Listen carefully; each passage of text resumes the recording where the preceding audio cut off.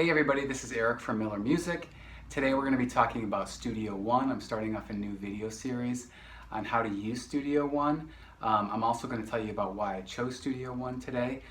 So let's get started. Basically, I was looking for a new software to use to teach music production. So I've been using Digital Performer forever. For 20 years I've been writing, recording music for different jingles, for websites, for short films, and I also teach music production. So I teach at a community college as well as teach privately music production lessons. So I was really looking for something new and fresh just to get me excited about writing and recording music again and also teaching it. So I researched a lot of different DAWs, Ableton, Pro Tools, Logic, kind of the big names, and they're all great softwares. I don't want to put down any other software, but I kept coming back to Studio One for a number of different reasons. A, I just liked the way it looked. B, I wanted something that worked on both Mac and PC, so all different students could use the software. I wanted some software that worked across multiple genres, so it was really great for rock, but if you wanted to do electronic music, it could kind of cover that as well. And I wanted to have a software that had a free version that didn't expire. So Studio One starts, they have a version at Prime. It's called Studio One Prime. It's free forever. And it's basically the nuts and bolts of the software without the extra plugins and sounds. And then you can get Studio One Artist and all the way up to Studio One Professional as well. So we're going to just be launching into this right now, and I'm going to show you a little bit how it works over the next several videos. But if you could like and subscribe to this channel, I would really appreciate it. Let's get started. All right, guys, so this is basically what you're looking at when you open up Studio One. This is the start page, okay? So right off the bat, a new song, okay, is going to be like basically your songs, all right? A project will be more for kind of mastering a song. A new show is for live performance, okay? And this is just opening up an existing file. Here's some of the projects I've recently had. Here's kind of your setup where you can, hook up your audio interface if you have one. Also, these are just the news feed they have, so some different tutorials or things that Studio One is offering, as well as demos and tutorials they have as well. They have SoundCloud integration, but we're going to go ahead and just open up a song. Okay, so this is a song I released recently did. And the first thing that you're going to want to do when you open up Studio One is go over to File and Studio One Installation. And over here you can check off all the things that you want to install. Okay, so if you're finding you install Studio One but you don't have sounds or effects, make sure they're all installed over here. You just check them off and then click Install. Also check for available downloads. You could do it that way as well. And you could choose where you want to install it too. So I like to install my things on a separate hard drive. I like to keep all of the samples on a different hard drive and my audio on a different hard drive than my actual hard drive that my computer software is running on. Okay, so what you're looking at right here, these are the tracks, okay? All the different tracks for the song. This is the tracks window, okay? Down here is the stop, the play, the record, the loop button. So kind of some of your basic features back and forth. Your sample rate, okay? Things like that. Up here is where your cursor tools, your selection, the things that you can do to edit. And everything is also available via a shortcut. So you can use shortcuts to speed up your workflow and how you're working. So for example, if you didn't want to click the range tool, you could just click the number 2 on your keyboard and would go to there. Or the number 3 goes to the split tool. Okay. A couple things. I like to just put different colors, which Studio one automatically does. At anytime you add a new track, it makes a new color, just so it's easier to see. Okay. The mix window, you can come down here and click mix,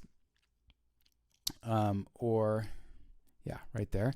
And this is where your mixing window is. So where you're going to be adding your effects. You can set the levels of your song. Okay. And you can add the effects just by dragging them into there, or by clicking the little plus sign and typing what effect you want into that.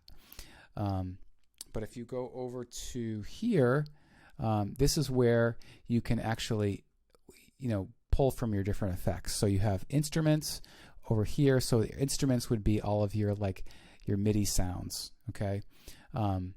So right under PreSonus, that's what they all come with. Presence is one of their instruments. Sample one is obviously their sampling instruments. Impact is their drum sounds. Mai Tai is more of a synth sound.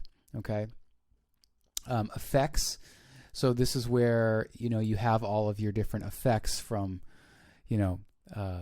reverb to delay to compression. All of that is listed in here.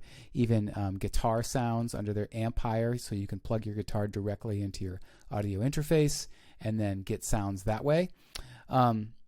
Loops, this would be like pre-existing drum loops, patterns of different instruments, bass, it all is under here, under different genres: EDM, electronic, classical, country, whatever genre you want, you can choose it there.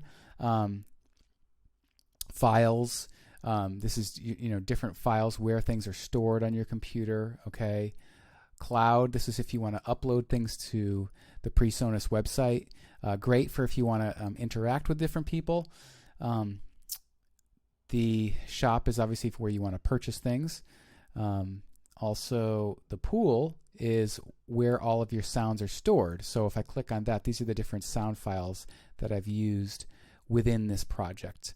You can also drag in different sounds from different projects, which is really cool. So you can access, if you've made up a cool loop in a different project, you can access it via the pool right there. So that is a little bit about that. Coming back to here, this is, you can just play it.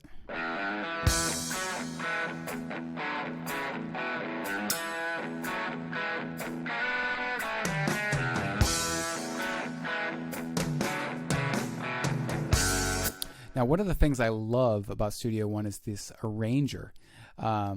This right up here, where you can put the arrangement of the song, and it's really cool because you can actually just copy and paste the arranger icon up here and add it later in the song. So you don't have to cut and paste all of the different tracks down here. So it's one tool that I really, really like. Depending on which version, it also comes with a version of Melodyne. So if you want to record some or tune some vocals, you can do that too. It comes with lots of different other features, like, for example, a scratch pad up here. So let's say you wanted to make a different version of the song. You could just add a scratch pad and then copy this and just drag it over to the scratch pad, and now you have a new version of this song, and you could just rename it that, like, if you wanted to try something totally different, which is really cool for composing. So I'm not going to get into too much of the exactly what everything does, but just give you a brief overview. There's a bunch of new, there's a chord track here if you wanted to just add in what the chords are. It also automatically detects what the chords are for you, which is really cool. Time signature, tempo, so if you needed to change the tempo or key signature in the middle of the song, you could do that too. Here's a marker window to add different set points in the software. Like I said, some of these tools will be going over in other videos exactly what they do. The quantize feature, how everything is laid out in terms of bars, seconds, samples. You can quantize things based on certain subdivisions, quarter notes, eighth notes, 16th notes, etc. Finally, if you wanted to export your song, you can go to Export Mixdown, and here you can tell it where you want it to save, what kind of file you want to make it, an MP3, a WAV. You can select between a loop, which is how, if you want to select that, the range, or between a certain set of markers, and finally you click OK and it exports.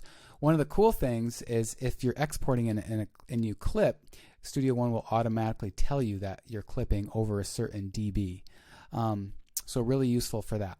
So again, this is just a quick overview. Hope you find it helpful, and please be sure to like and subscribe this channel as we have more videos coming.